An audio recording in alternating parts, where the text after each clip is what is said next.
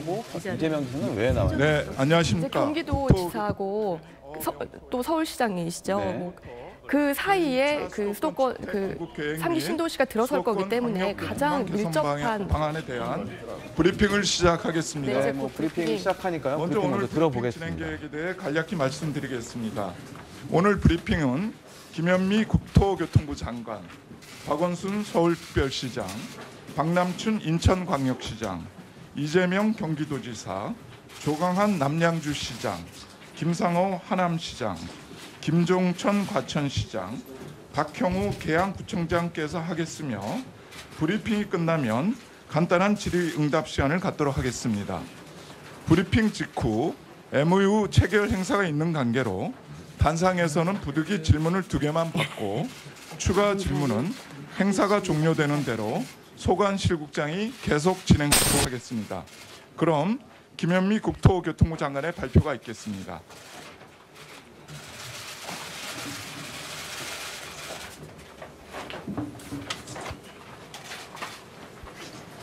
안녕하십니까. 국토교통부 장관 김현미입니다. 오늘은 정부 단독으로 주택 공급 계획을 발표하던 관례를 깨고 수도권의 광역 기초단체장 여러분과 함께했습니다. 자리를 함께해 주신 박원순 서울시장님, 박남춘 인천시장님, 이재명 경기도지사님, 조광한 남양주시장님, 김상호 하남시장님, 김종천 과천시장님, 박영우 인천 계양구청장님께 감사 인사드립니다. 이 자리는 그간 대규모 택지 개발의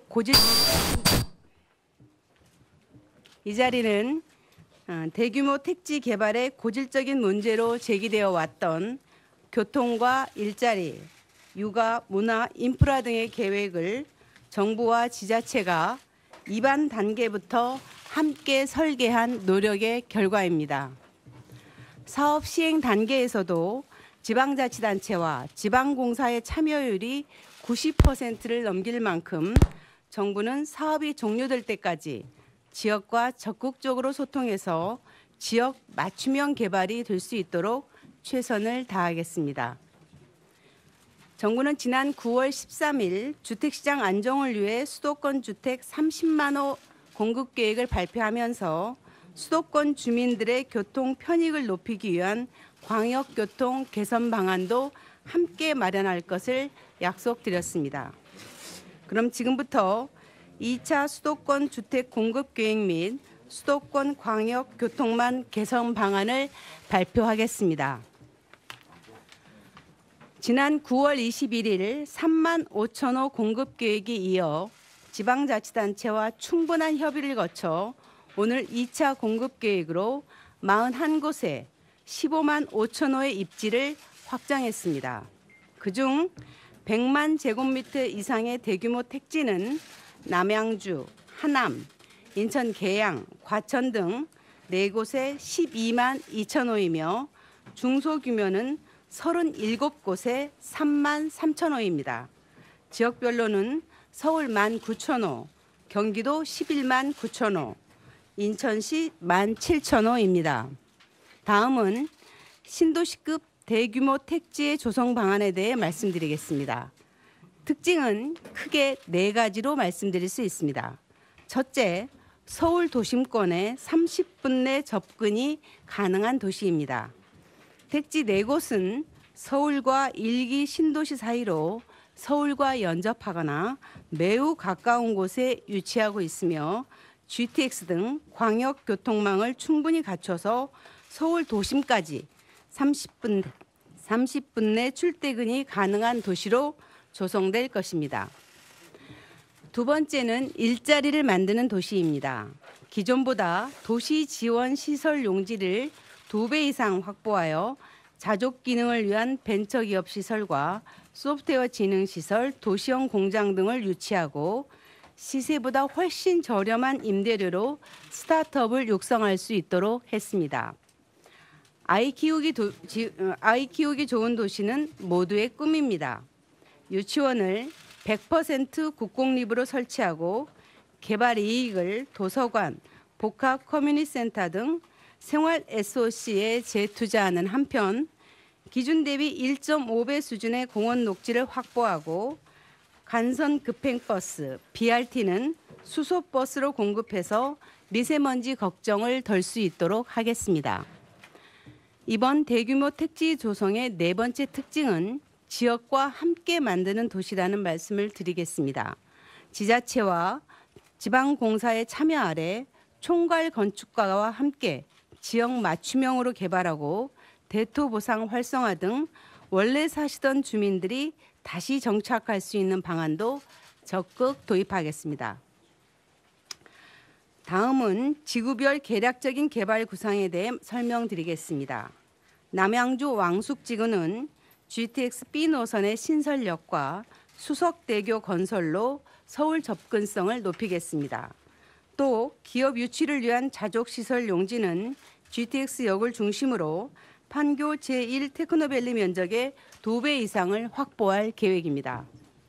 하남 교산지구는 서울 도시철도 3호선 연장과 함께 서울 양평 고속도로 선 시공 등을 추진하고 판교 제1 테크노밸리 1.4배 이상의 자족 용지를 확보하겠습니다. 인천 계양 테크노밸리 지구는 인천 1호선 박촌역과 김포공항역 사이에 교차로에서 정지 없이 이동하는 신교통형 전용 BRT를 신설하고 가용 면적의 절반 정도를 자족용지로 조성할 계획입니다.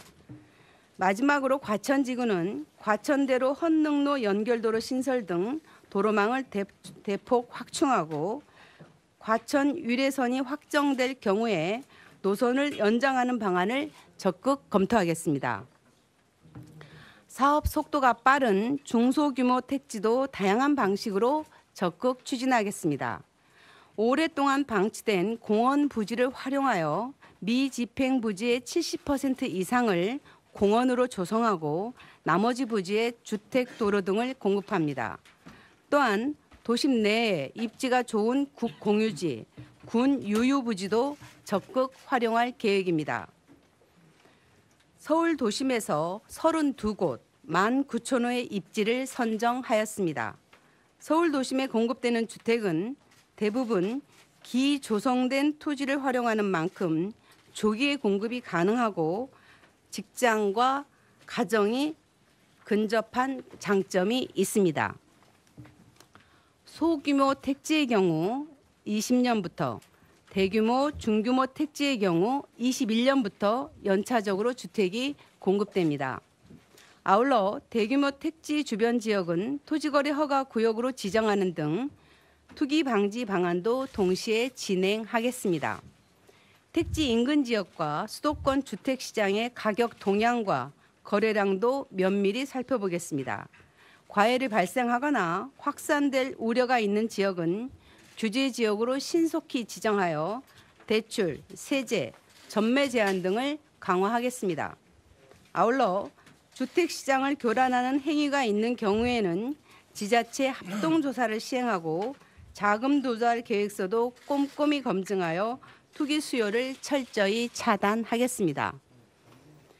다음은 수도권 광역교통 개선 방안입니다.